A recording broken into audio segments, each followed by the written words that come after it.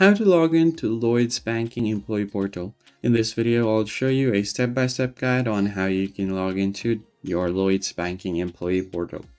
First off, just search for Lloyds Banking Employee Portal on your web browser.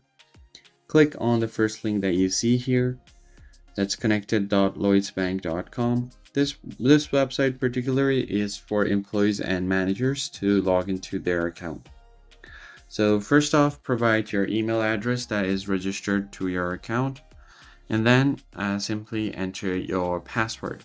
Once you enter your password, click on this eye icon to view it, and then if you are sure that your password is correct, you could just click on this login. So this is if you are a regular user, and if you are an employee, tap on continue as Lloyd's employee.